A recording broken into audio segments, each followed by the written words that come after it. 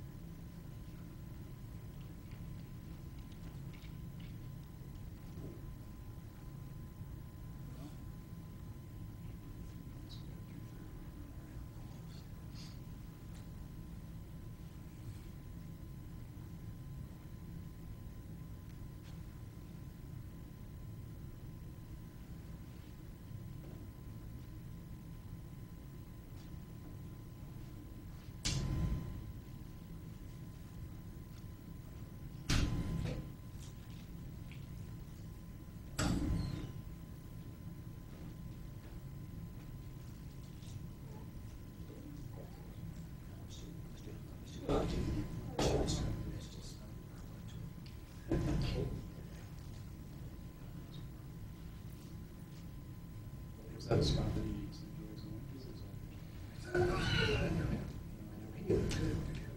enjoys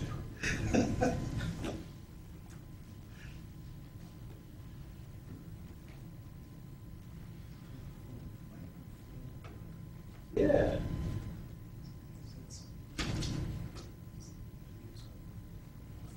Yeah, yeah, well, I think it's for a senator.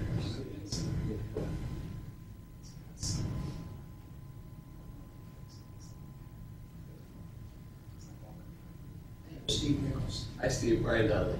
Okay. We work together actually at Columbia.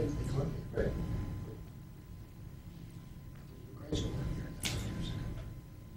Good. Hi, Jason. Jerry. I'm Brian Donnelly. I'm not. That's right. I play one on TV. Right. I see that this. I guess this is Echo 360 that's got everybody hopping. I don't know if they're using it here or not. I thought he picked up his own system. Is that right? Yeah. Because I just assumed it was, it's like we start exactly. Well, that's the way that works, though, right? That's how it works. I mean, you're working for the machine, as it were. That's right.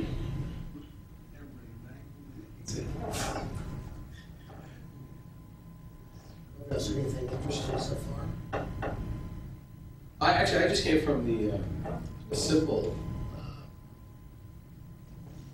presentation by Deb Quintel. It's about the simulated learning environment that they developed over in Scotland. And now CALI is going to support it, and which I think is amazing. I mean, So this guy has been involved. yeah. And this guy Paul Mahar was really, I think, really the moving force behind it. And, I mean, you could spend decades building, all the information that goes into a system like that. But the more I think about it, the more it makes sense that if you're really trying to teach people how to practice law, then giving them a situation where they can go in and discover things, figure out what to do with them, and then present them is much better, right? Undoubtedly. Right. And and I think probably all those sophisticated technologies there and the technologists to do it, but the law faculty, there are a few people around, a few schools, but not a whole lot of law.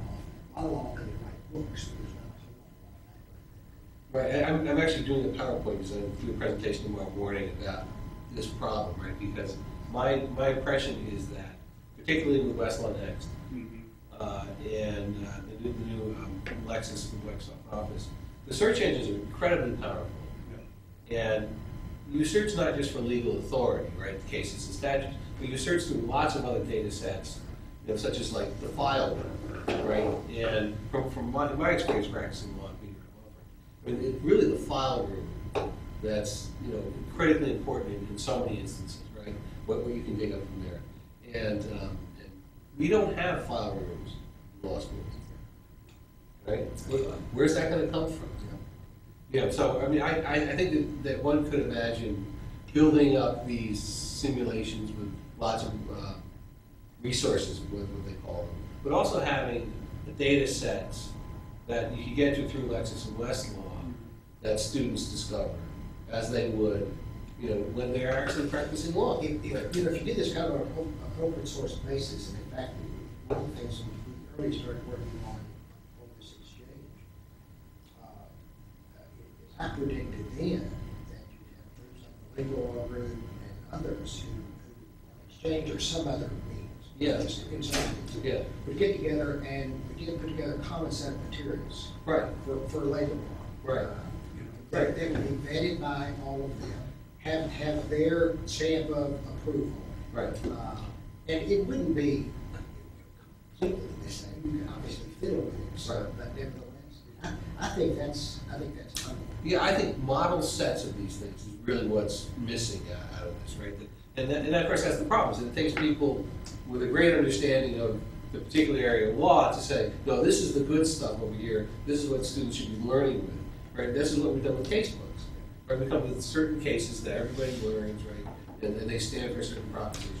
Well, but if you had a group here, or again, or someplace out there that's easy to get to, that's got easy, readable access to, if you have Bob Scott coding, for instance, and Bob heading up groups such as that. Right. Professors all have the country that participate.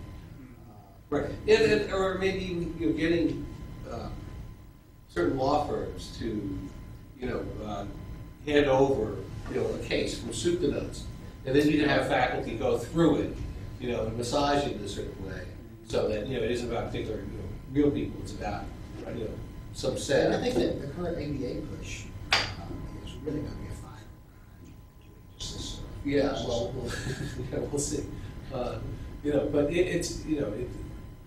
this stuff isn't going to be done in a day, though, right? I'm afraid it's going to take so long, right? This thing. And is that when you mentioned file systems? Is that the pieces from the various? Well, what's in your document management system? Yeah, right. All the correspondence, all the memoranda, everything that goes. See, it's the nuts and bolts, I think, that we're missing entirely when the student goes to law school. Now, do you guys build that from a professor standpoint, your course material, your outlines and so forth? Is that the data that you're pushing together? Are you building pseudo cases with all that? Well, I mean, in the clinic that I read, there is a simulation that we do where there's a memo that comes from the lead attorney. Sure. There are sort of sets of these things. And clinics tend to sort of do that kind of thing where there are simulated instances before students are actually out working with real clients. But there is no generalized initiative to say, okay, we're going to build these exemplary sets of all the risk that goes into a particular case or transaction. Here it is, right? I mean, nobody does that. And generally speaking, clinics are the exception to that. Right? Most of your doctrinal classes, they're looking at common opinions. Right, and that's it. Primary sources. Right, that's it. And that's, read the opinion, go practice law, right? You're right. In colleges in Virginia, at Westminster, they co-published that. We've got it's a contract score on the disk. And the way it's set up is all the assignments are tied into memoranda, depositions. Is that right? So it's actually on the disk. And he was self-publishing that for a while. And there's a name for that series. I've looked at it, but that's the notion. Right, yeah, exactly. There is some kind of materials, but all the assignments, all the stuff you do in class and out are tied to sets of documents. Yeah. They're a very Well, that's a Virginia building? Yeah, I think, and Bob Scott may know this. Yeah. Leslie something, Yeah. So say a little bit more about what you think the ABA is going to make happen. Well, I said May, you know, how that ALS responds. But you know, this current push, talking to our dean, I had a couple friends at deans and other schools, the ABA is really trying to push this accreditation power of practicums, you know, much more what the ABA sees as practical, and then to set up rubrics for measuring success, which I think is maybe damn near impossible. I mean, theoretically, I understand, but with respect to law, I don't know. This is the outcomes. Yeah, exactly. The outcomes. Exactly. Thing, right. And the key word is rubrics. Yeah. And that's the big word. So the structure of assessment, yeah. Yeah. Yeah, go work, but he was being at Pace. Did he try to set up rubrics or something? I'm just joking. Don't worry, guys. Well, I guess we got to talk about Exchange. I'll put this. But as far as that, your notion of those real high-end sets, keep in mind that, and this is a new site that we've got going on. Maybe we can look to No, something this, similar. well, to this it is apply. this is a similar initiative, right? No, I get that. Well, no, I mean, as we go through it, I mean, interject at any point saying, this is what I'm talking about. Yeah, okay, yeah, I have seen a demonstration of this Sure. before. And some interest. Well, we have been, Jason and I have been working on this for several years. I was involved years ago in developing TWEN, and then we moved development resources over into this area. The big problem with Exchange and demonstrating it is it helps a lot if you already know what it does, you know, Right. when you come in. But it's really trying to define what it is. And one of the reasons that's difficult is because we're not sure how it's going to be, exactly how it's going to be used. I can tell you that I think of it as a system, a service, a network, whatever, for law faculty. It is limited to law faculty that provides different kinds of channels for publishing and communication. The most obvious one is a channel where publishers, West End Foundation, and also Carolina Press, so there will be some third parties, if they want to play, can play. It's going to be open in that sense. Can push material electronically to law faculty and eventually to students. And in the beginning, right now, we've got jillions of teachers' manuals up here, and eventually all of Weston Foundation's case books. I'll join you here. Oh, yeah, thank you. All of Weston Foundation's case books, horn books, student aids, all of the hard copy stuff will be up here in digital form, principally PDF to begin with. So, and West is going to use this not only as a channel for this existing stuff, but for new forms that will be coming, publishing forms that will be coming out. So this will be a channel for West. Again, it's not open; it's closed system just for law faculty. Students don't have direct access to this at all. And Jason, could you bring up one of the books? One of the features of this is really slick. Is there's a new reader that's been developed. That is so much better than anything we've used. Anything much better than what's being used on TWEN. Although this reader, I think, will migrate to TWEN and various other forms. Yeah, and we're if anybody uses TWEN as well, we've connected the Exchange with TWEN. So it's a content management system for the professors as well, so they can not only get the our content, but also upload their own content. Right. And then utilize this to push to TWEN, and now the student's going to have that more robust viewer. And that viewer, as I jump into here, and we've improved the viewer from when we initiated the site. All this stuff that's up there is only seeable by faculty, and the faculty being broadly. All technical folks not going to take it. And what's the thought behind that, and whether that will change? Well, one of the thoughts behind it is, first, at the very beginning, is to try to cut down on hard copy copies that are sent out. So a faculty member can get online, and can see all the things that are available, and maybe won't need the hard copy, that are kind of sent out indiscriminately, and they end up in the hall with some bookseller, picking up and taking. But more importantly, for West and Foundation, they do have, those publishers do have in mind new kinds of digital electronic forms. So they're working on several behind the scenes, and that will be pushed through this system. Which students will be able to get. Yeah. We'll show you how. Exactly. Well, that was what I'm trying to figure out. It's like, I mean, it's nice to have a digital way of looking at what would otherwise be comp material, but if that's as far as it goes. No, you're going to have new forms that Western Foundation can put out, and other third parties will be involved.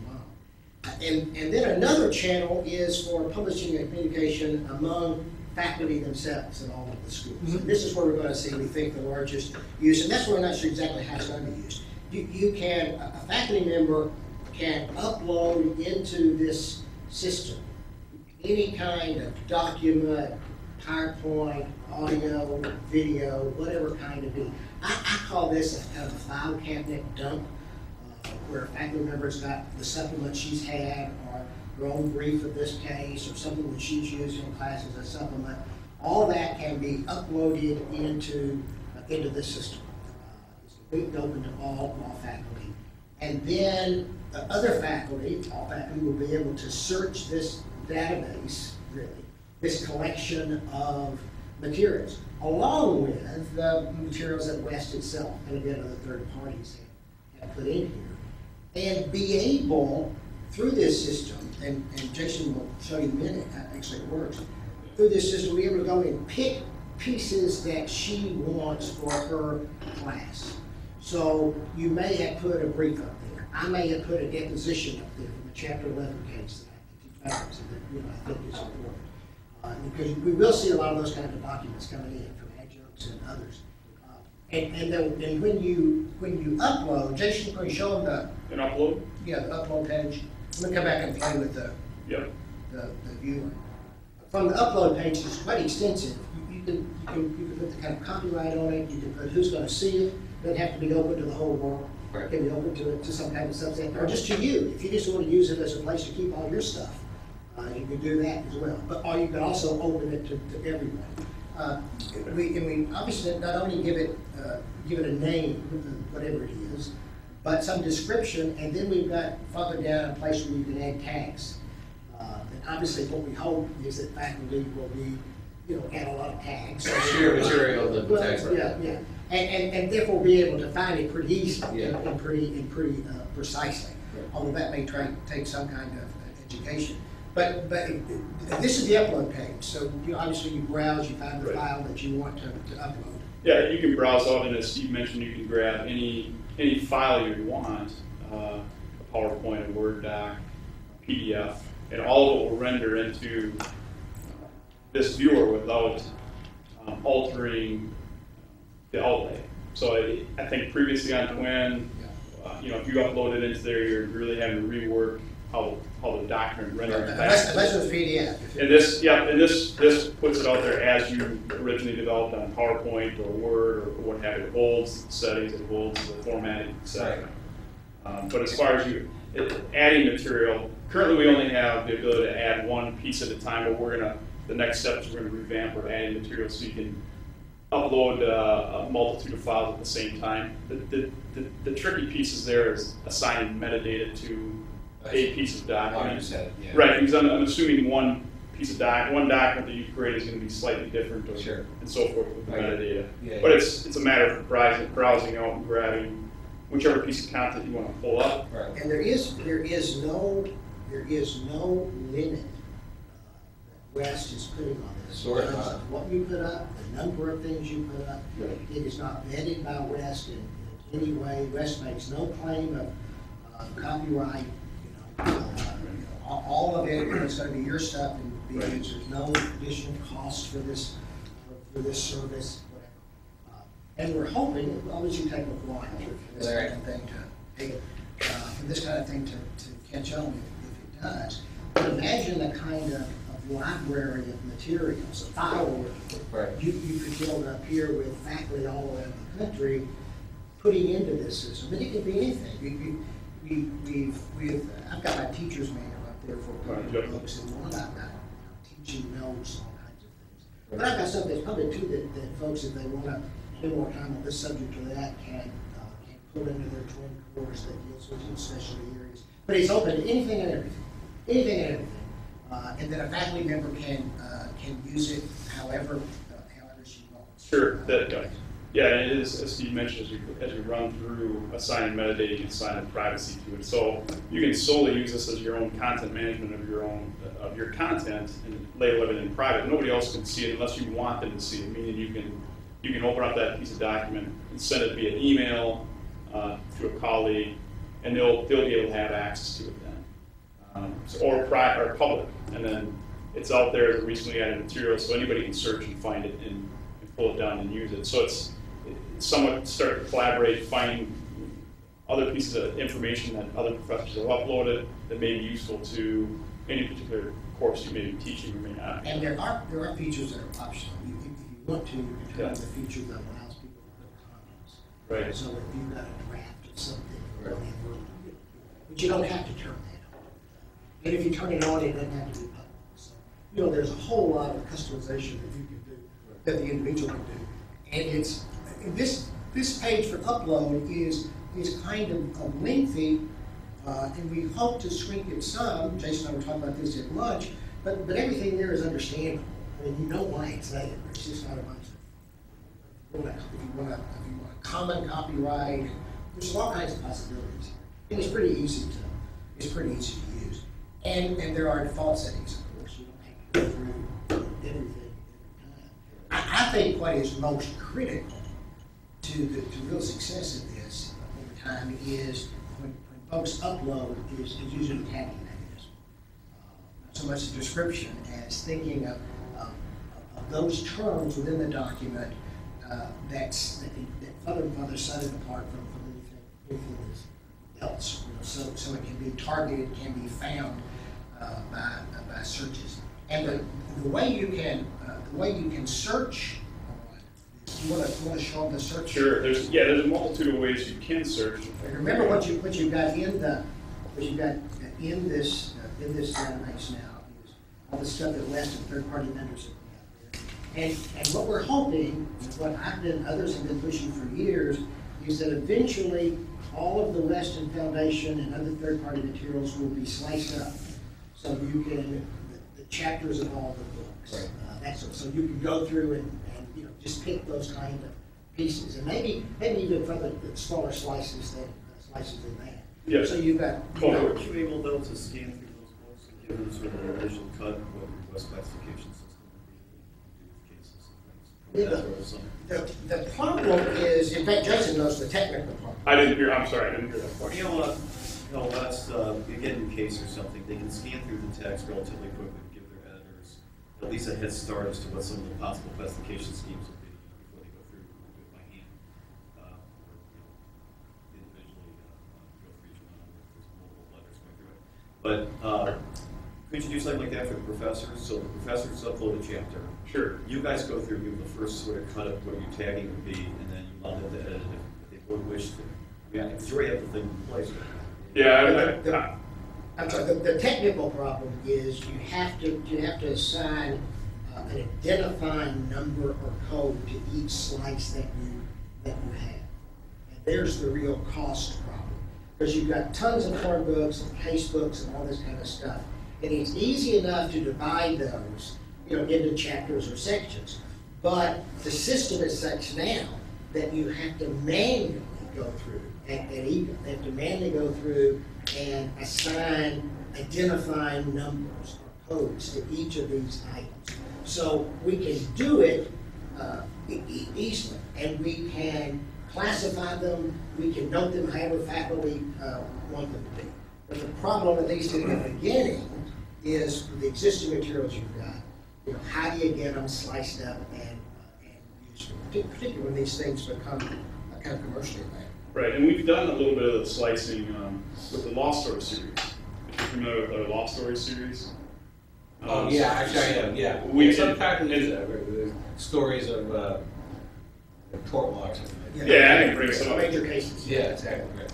Yeah, and to touch on the searching a bit as it pulled up, I mean, it's lots of suggestions as you run. Yeah, me too. So it has word suggestions as you do the search here, but it'll pull up, some of our law story series and see if I can get. These are all the full books. Anything that's pulled up is going to be seen through, it's going to be seen through that, which I do want to go back to. Yeah, well, to viewer, that's really cool. Let's start going, and I want you to see the Right. tools that they've built in. It's Right. very, very cool. Yeah, I've seen it. I want to cover it.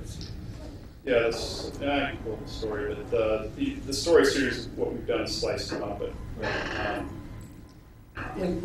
the point that you were bringing up was that we refer more to head notes type piecing, or Anytime, well, head notes is one type of classification system, Yeah. but you could basically classify however you wish to. So you had a separate one for the law professors, you could do it. Obviously, they would need to break it up into pieces they want to be broken up to. If they had a very Right. general criminal law book, the Yeah. text might end up being more general. But I think that's just a terrific idea. And I don't, in all these years of working this, I don't think everybody who suggested this. I mean, what are you suggesting that anything that's put up there, at least what Westman's done, that they classify it within the existing head note Yeah, system? head note system or any sort of Yeah, classification. you scan the text and you figure out what's relevant in there. Right.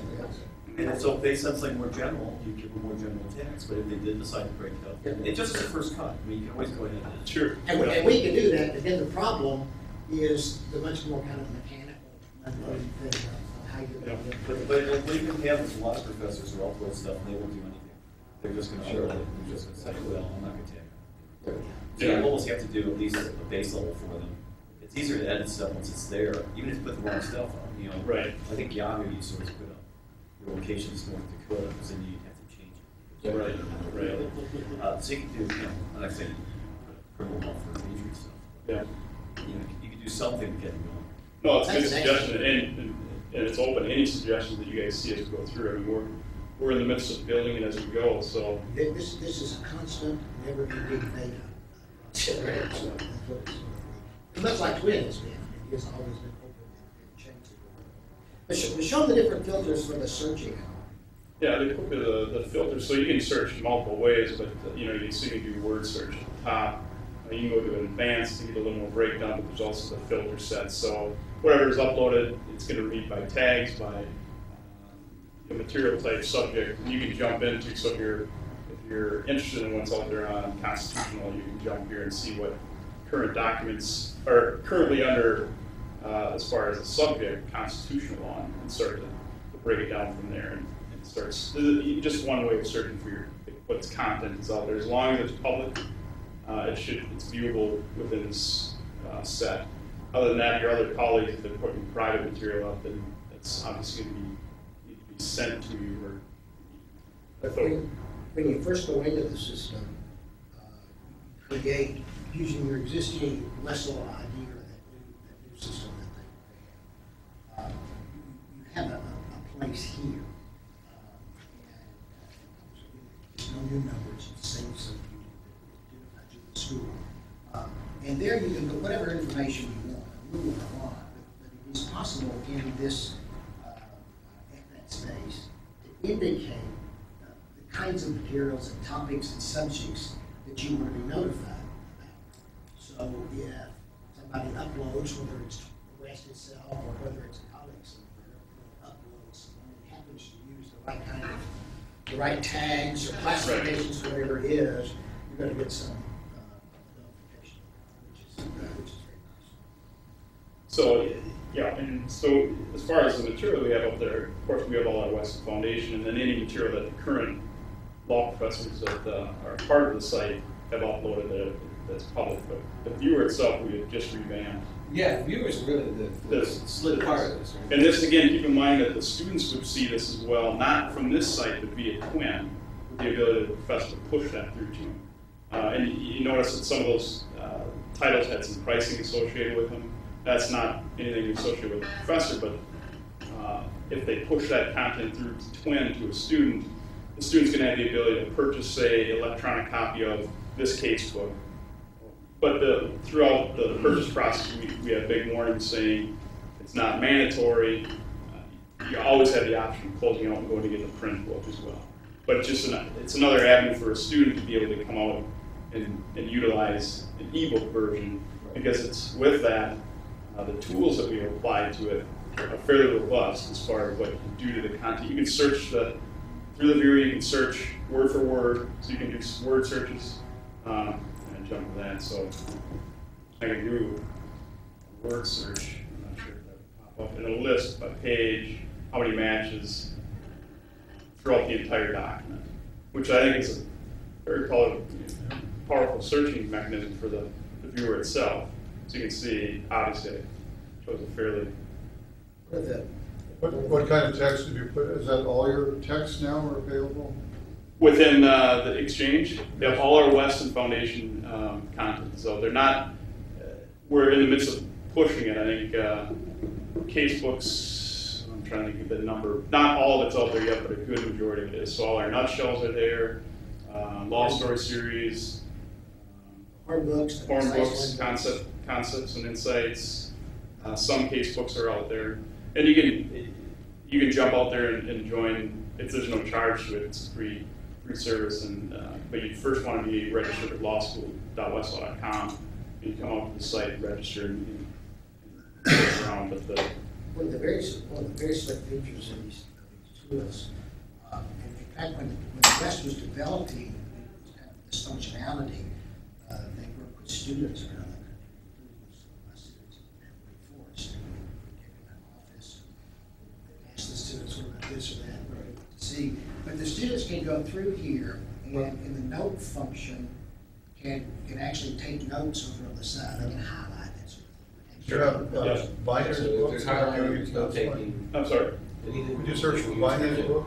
Is part of it. David Binder, Legal Interviewing and Print out, Counseling. you take the notes, you put notes in now, but actually, the system will print out for you just those notes. For students who are May not be studying able these days. Okay, so it's not available? Good to see. Good to May see not that. be yet. If it is available, they have the option of purchasing it electronically or getting electronic access? Yeah, via TWEN is it. So it'd be up to the professor to push that out on TWEN to them, and then they can purchase it. But we're also working on another site called Student Commons, which is like a sister site to this one.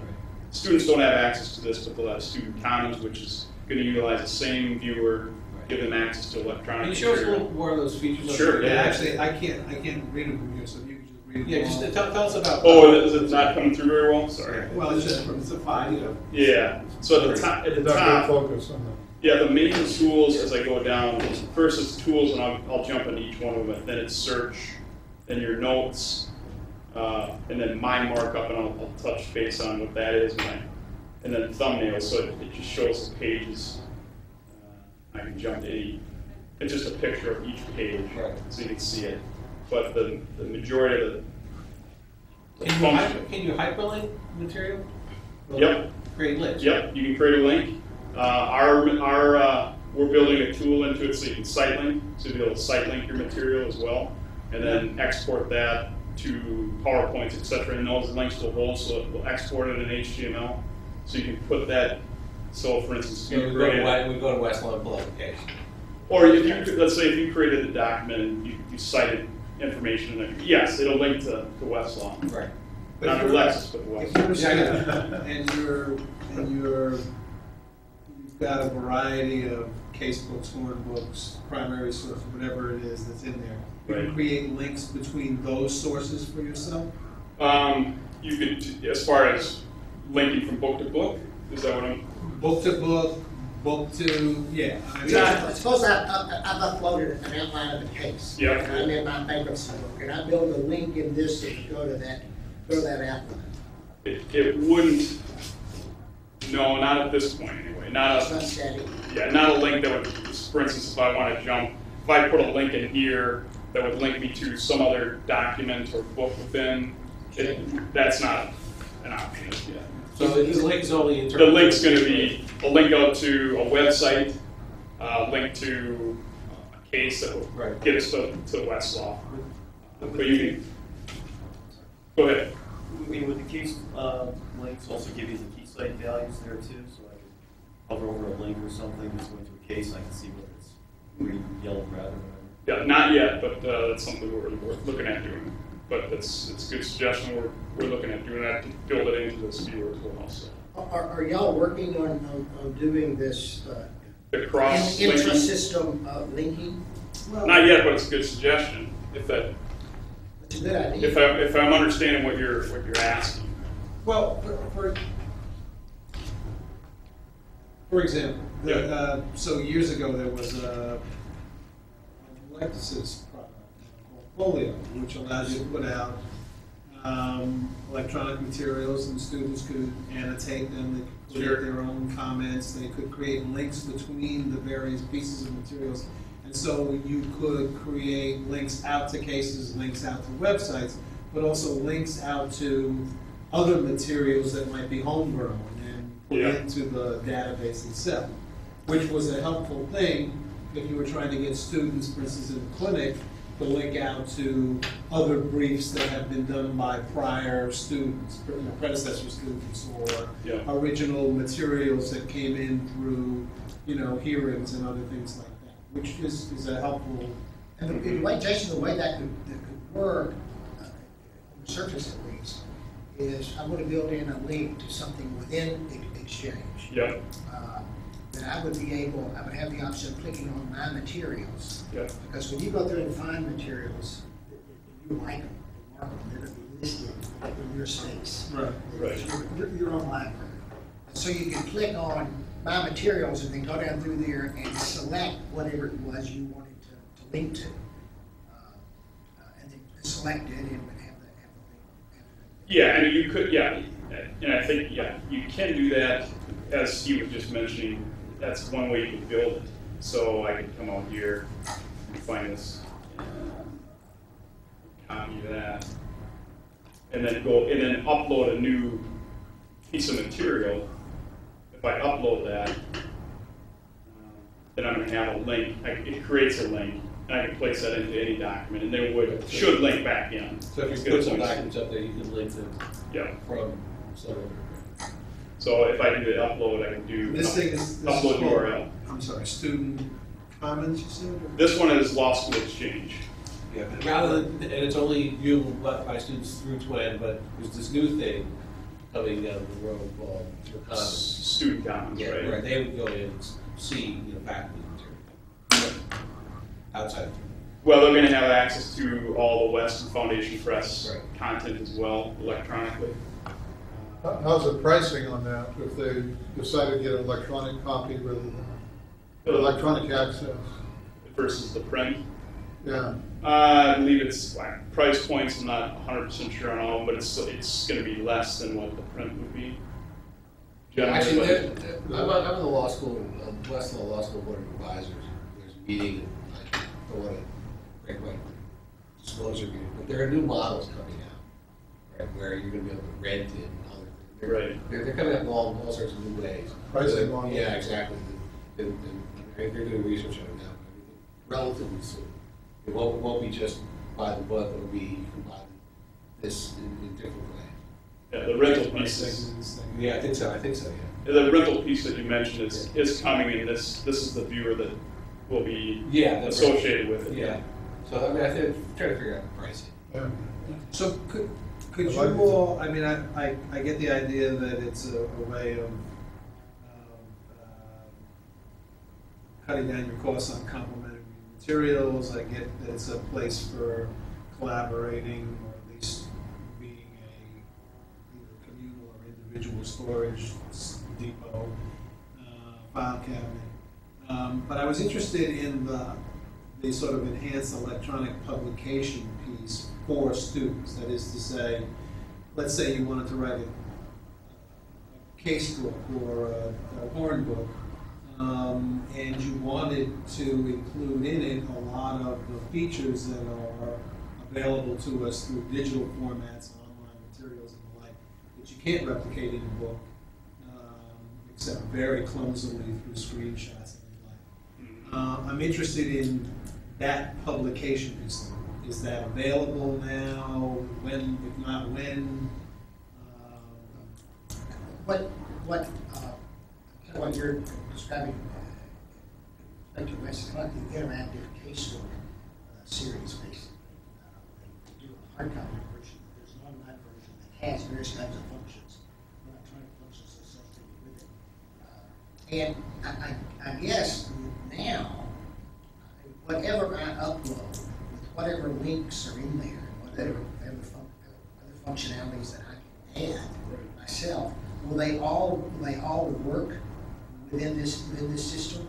Yeah, for instance, audio, video, those are the pieces those should be in shortly. So any linking that you create to websites, websites to YouTube, audio, material will all render into the viewer. So I think I understand what you're asking, and it's possible through here, and it's, as long as the avenue is currently we're via law school exchange, as you build that material, and so if you're building, let's say, a 20-page document, and within that document has a multitude of links that go out to various different websites and very different videos that would point students to give them access to live media or live other material, if I'm understanding you correctly. That's current. You can currently do that today.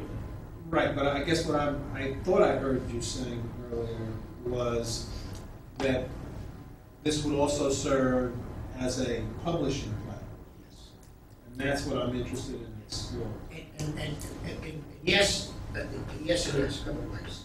One is, right now, you could, with this system, you could put together a book in whatever materials, whatever form you want, and upload.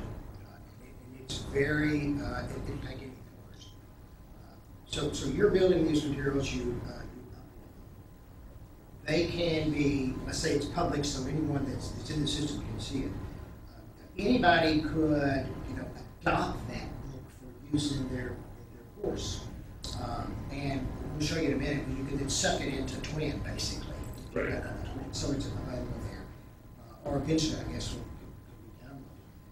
be downloaded. There is a piece of this model that's not available yet, but that it's been planned from the beginning, is that you will be able to, eventually, not now, but there'll be a commerce piece to this. So you could put a price on this materials that you have created. You don't have to have a West contract or a foundation contract. You're essentially going to self-publish it through this system. So let's suppose that I've done some of those materials and I've uploaded them. A faculty member can see them; they're free. If she decides she wants to use it for a course, she can suck it into TWEN, basically. The students that would have access once they put their credit card number or their other payment means in. So there will be a kind of a private e-commerce piece of this eventually. And that's been planned since the beginning, and that piece is being built. Do you have any idea what the licensing terms will be? It's whatever no, I mean, right now, there's still some issues with that, but it's going to have, you can dictate your own terms. You're the publisher. So I could say $20 per student. Yeah, yeah, and the market would just happen. Now, a question, frankly, because it's just obvious, we shouldn't duck it, and that is, will West want any of that $20? And how much would West want? And whether West will want any money, that hadn't been decided. Probably get running first and that'll change over time, I imagine. But in terms of, but it's yours, and you're using this channel. And if they don't take a bite of it, they're using it for free. And so you set whatever terms that you. If the professor set a zero price, though, would that mean it would go to zero for the people, or request the first? Yeah, you can do that today. You can push your content to students. So you can put it at zero, and West won't take anything. That's right. Yeah, Oh, that's right. Yeah, you can That's push it exactly free. right. That's exactly right. And right now, West is not making any claim in any way to anything. Just as with materials on TWEN, there's never been any claim of any copyright to any of that material or whatever. Will these alternate pricing schemes apply to this material? If you want to set a price, is it, Good question. are you pricing it, Yeah. so much per copy, or? Yeah, You're gonna rent it for the semester for. I don't know. I think that's going to be up to the author within the limits that the system will permit. And we hope that the system will permit. We hope the system will permit everything. Yeah. Yeah, But and that's frankly, a- this is a. that's a piece that's going to be out where they'll probably 2011. It's a difficult one to solve just because there's a lot of moving parts to it, but it's coming for sure. And one of the real interesting. There's a nice advantage to that, in that you do all the thinking and then get a range of pricing options that make, Yeah. selected. And it really would be market driven. I mean, Wes would not be involved to set a minimum or a maximum price, but you would be in charge. An interesting kind of twist or aspect of this is we have been planning, again, from the beginning, to have materials such as this that individuals would create on their own and upload. So there'd be no editorial services from West at all. But that nevertheless could carry the West or Foundation brand, but have no hard copy existence. Now, whether that really adds anything or not, who knows? That's one of the issues that's being Can discussed. links come into this from say Blackboard or a SharePoint site or? Oh, it can be linked to the site. Yeah, if you're gonna put materials up there and you want people to get it, That's a good question. can they link in? It depends on who would be linking in. The only people that could get access to this now would be professors. Yeah. So you could, yes, If you could. you're a student You could put a commons, link. But if you're, Students wouldn't have access to this site. no, if you do student commons, Yep, you could Then push, you- you could put that link, just like any other link, you could place that on Blackboard, or wherever you want to place the link okay. to point individuals to. In this case, it would be professors if you want, and they can link to it, and they're going to come to the sign-on page, and either they're registrant or they're not a registrant. If they're a registrant, they just simply log on and come into whatever piece you're pushing them to. Or if they're not a registrant, they can just quickly go through the registration process, and then once they've registered, they can again get access. So if you're to publish something and you want to make it available to students, but you want to link to it from the outside, It would just be pushing the link to them, whatever. We're not with the Westlaw ID to get to it. Right, you're going to just go need. through the Westlaw ID. Yeah, you're going to need. You're going to need access to whatever site the And individuals. if there's a purchasing issue, it'll get taken care of Right, on the route in. right, that's correct. For the student's perspective, it would be yes. So this thing that you're describing, what is this that isn't available yet, but will be? What is that called? Oh, Student commons. student This commons. is the student commons. Right. This is it's going to be a sister site somewhat to this. It's going to be similar. in No, that- that'd be different than linking into TWEN. If you publish this, it goes into TWEN. Well, it's going to expose the students more to our content and this viewing mechanism that we've developed. Because currently, if there's a professor that's not utilizing TWEN and they're out here using Exchange, there's no easy way to make, so they can't push anything to TWEN using Exchange. They can use Exchange for a multitude of other things, the groups, functions, collaborating with their other colleagues, etc. So using it as a content management site themselves. But when you add TWEN in, now they can start to share that with their students easily. Get, as Steve mentioned earlier, start to pull information from other professors, maybe outlines, etc., and push that to their students. As it stands, And student commons adds to TWEN then? Student Commons is going to be its own site, and that students will be able to sign in, just like this. They'll be able to register and go out and view all the content. Similar to here, I mean, it's there for them to view, it's there for them to purchase electronically. Granted, it's not out there yet, we're still working on it, but What's the timeline on this? we're looking at, we're trying to get it out before the fall semester. I'm sorry, this fall semester, so this July, yes, yeah, This coming. it's coming. So if you were to post material for students, would it go into TWEN or into student commons? Currently, the connection is with LLC is with TWEN. So if you're out on Law School Exchange now and you're pushing content to students, it's via TWEN. Okay, so I think I understand what this is, but it would be helpful just to hear your description of the difference between this and the interactive casebook series. Yes. Yes, the interactive casebook series has the online version that does reside online. Students, That's correct. and it has links built into it. Links from terms that go to Black's Law Dictionary, links to various other things. And a student buys that and can get the hard copy as well as use, what is up online. Interestingly, so far the evidence shows that more people are just using a hard copy book and not using it online. But I think this is the right answer in terms of how does this differ? How does that differ from what you can now do in this? There's really not, except you will have had the editorial services of Weston Foundation in putting that interactive casebook together. But I can, in fact, I have done this on TWEN. I've used TWEN for a very long time in all kinds of ways. But casebooks that I've been working on or treatises or whatever, I've used with my students for years beforehand.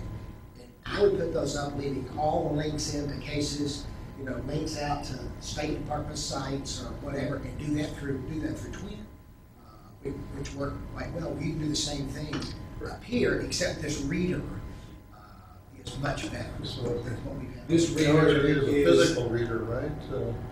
the reader that they have now Yes. is more robust than the one that they have for the interactive casebook. No, I think now they're about the It's same. pretty comparable. They're roughly the same. Yeah, So but students, this reader is much better than what's being used on TWEN right now. check. But this, so maybe just make sure I'm comparing apples to apples.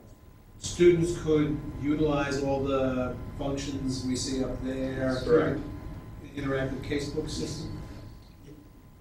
Yeah, Yes, or they- not. If we just uploaded something ourselves on this system, just some private materials up there, and you gave students access to it, they could use all these functions. But if you were a West author and you created a text through the interactive casebook series, would students be able to annotate, highlight, Yes, link? yes, Yes. yes, yes, yes.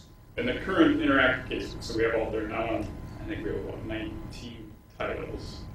I mean, the future books are going to be utilizing not that viewer, but now we're going to move to this viewer. And so, and what that'll do now, it's going to expose not only that interactive piece to the 19 titles, but to all the material versus just a limited subsection of certain material. But it is the same view. It's the same. It's not the exact same viewer, but the functionality is going to be comparable. Does it work with the iPad? This one does not yet because it's in Flash. But we're currently working on a resolution for Flash that. is a Of problem. course. And it's a pain in the ass. I mean, I love my iPad, but it's a pain. The iPad might make it more likely that they would read. Right.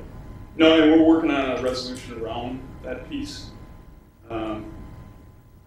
As opposed to asking Steve Jobs nicely to make amends with Adobe to allow Flash, but that I don't think it's going to happen. You might show them, before we run out of time, another aspect of this is any individual can create their own group site Yeah. exchange. You can create it for a casebook, or the labor law group is created one, and you can invite members, limit access. I've done that. There's one for interviewing and counseling. Yeah, Is there- that's why I yeah. asked them. Yeah. And that, Right there. that we think holds some real possibilities. And this is where you could get some group We of just set it up. We haven't done anything with Yeah. it. Or did you just create it? to put, Great. to I put created together 6 months sets of ago. materials. And it's working. I mean that's working quite well. And that's, as Steve mentioned, yeah, you can create groups, and that's where you can. Let's see, there's a fairly large one for Dressler created. So once you create it, anybody, as long as it's public, anybody can go out there and join that message board, so that can be updated by the administrator, and then a list of members. You can see who's part of it, and from that you can jump into their profiles. If they wanted to put a picture, and those profiles can be public or private, so they're getting, as you can see by Adam here, is granted listed as pretty private because all the material that he would have isn't listed. But if you go back to the group, material that is uploaded, so everybody can start dumping their own material for review, and then they can look at whatever material is uploaded and start to comment on that material, etc. And it's the whole collaboration piece in building. I know there's two professors that are currently utilizing Exchange to collaborate on a casebook that they're writing. So far, they seem to be very happy. That has very wide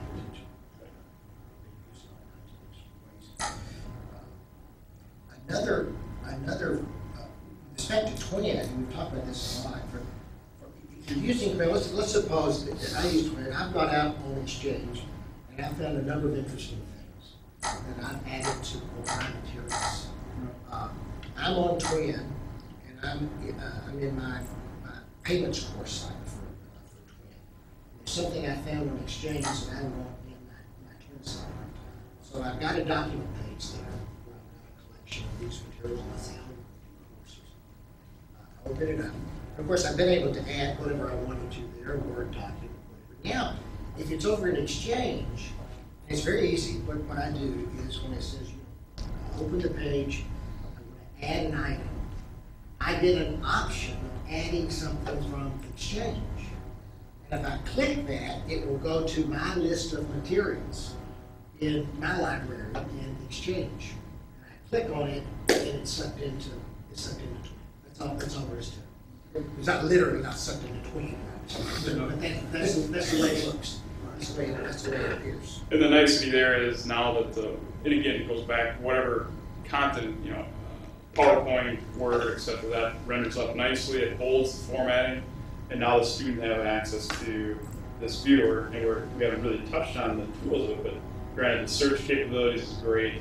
The tools, you can select text that you want to copy and paste to, say, a Word document outside of this viewer. You can print, but it'll be print by page by page. Highlight. You can add notes, is there like little... Yep, there's notes. There's add comments too, so you can throw in a comment. Right. There's a couple, and you can create a link here. Add comment is just a little sticky note. The notes themselves will go by page, so I can throw in my note here. This is good. Yeah. That's good. Well, it's only been 15 years. Yeah. This is not Adobe Acrobat. Yeah, this utilizes Flash, but this is our own homegrown viewer. So as you can see, as I add notes, page by page, it holds. Jason, can you export those notes to HTML and whatever? Yep. So whatever notes you have created You generate a summary document with your notes in it. Yep. It'll print off your notes and it'll hold the paging. You can print it off in a couple different ways. For cites to your notes. I'm sorry? It reverse cites the notes into the document. Well, I'm not sure if I understand your... When you print your notes, it points back to the page. Oh, sure, you have to point to the page, or you can eliminate the page option, but it'll hold where your notes are by paging. My markup is really a summary of what you've done with your tools. So whatever you've highlighted, where notes, comments, etc., it limits, it starts to place it in here chronologically. So whatever I did first at the top of the document or at the bottom, whatever function I did, it lists it chronologically here, and you can easily jump to it. But the notes section, I think, is a lot of people ask for that as they go through a document and throw in notes. And again, this is students via TWEN can do the same thing. They can put in their notes, they can highlight, but when they print off their notes, they've got it page by page to page with all their notes associated with whichever page that note's associated with. So the viewer itself is the ideal the students would like, and I think ultimately we may get there. The student goes through, and instead of taking notes, whatever she highlights on the page without having to cut the page. Whatever she highlights would be collected and could be exported, ideally within the framework of the table of contents of the book. Right? Right, yeah. And So that's you're what- making an outline at that point, right? These are- Students, and this is the That's a part great where I idea. think students would really go for any kind of ebook. If they could do that, because that's what they do now. Yeah. But it's a little technically difficult, but that's something that I and others have been pushing now.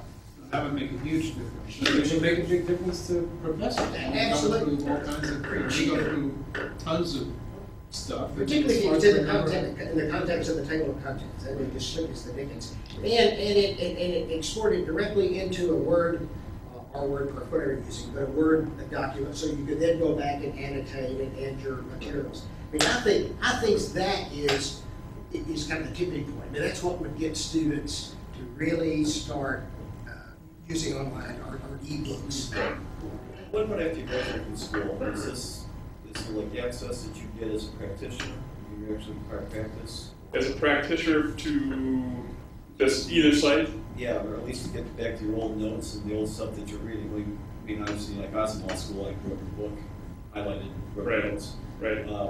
But sometimes you want to go back and look at some of the stuff that you researched now. Right. Is this- Yeah, for student comments, that's a good question. I don't know that one off the top of my head, how we're gonna handle students that have graduated. But it What has we're to gonna be do. discussed. But you Yeah. could open up that they could license somebody at some price on going, or even allow professors maybe to sell access to some of the materials.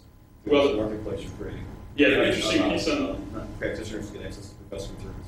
we're monkeying with that just because of we're looking at the ebook rental piece. But what we're dealing with there is maybe there's students that don't have because right now, everything generally is going to be tied to a Westlaw password. But if there's a great deal of students that are not going to have a Westlaw password, and maybe they're going to go get their books first. So we got to figure out a way to give them the same opportunity to get e-material without the necessity of having a Westlaw password. Granted, we're building an opportunity for them to log in without a Westlaw password initially, but somehow merge them once they do get their Westlaw password. There's a lot of moving parts that gets a little complicated. Just the But password with Westlaw access being one part of it. Yeah. Necessarily get that. say that again. They just get like a basic password. I mean, Westlaw is one part of the overall identity to Thompson.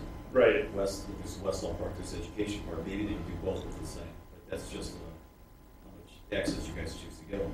Yeah, but what But we're they doing can with access their old notes ongoing, even if they didn't have Westlaw, they can use the same login. and that's what we're trying to do is hold them to, so they don't have to have a multitude of logins. So when it gets a little bit technical behind the scenes because of Pareto 1 pass. If you just do OpenID or something, combine the two or something. That's what we'll talk about next session. Yeah, and that's what we're trying to do right now. And I think we're going to resolve it. It's just a matter of getting to it before the end of this, or before we launch it. But I think we'll have a resolution for it. But My guess is you sold this into the practitioners, so you might get a bigger one. From the sales perspective. And that was part of the discussion Get too. money off professors' work, professors can make some money. Practitioners are practitioners. And they would love to do that. Yeah. And that is, again, it's kind of business and the technical. This law school section's always been like a loss leader, getting people going. But this will get you increased revenue as a new product from the practitioner side. It might push more money into the education. Well, and the different things you do, for instance, if you get practitioners, get alums in, you could, Columbia could create a couple of sites up here, group sites, for different areas of the law, where Columbia faculty could add materials to it just for Columbia alums. Just for Columbia alums. Who donated? Wow. That's a very interesting idea. That is a good, it really is a good Get Brad, the people that donate. There you go. idea. We'll figure it out. But like, Weather's turned down. access to them. Is it? It's a Wow. We can't go outside. I'm not sure if there's Yeah. World War III. Yeah. But I can hold. I mean, It's beautiful. Yep. I'm sorry, I'm really. What's your limit on uploading I'm light, I imagine it's something. to Exchange? the size limit Size limit. The Your Wake Farm? as far as one particular piece of media. Video. Video, right now we've got a 30 megabyte limit, one-time upload limit. There's a ways around that. I mean, we can do it For instance, if you had something larger, you can connect with us, and we can do that load behind the scenes, just because of the size of it, it would take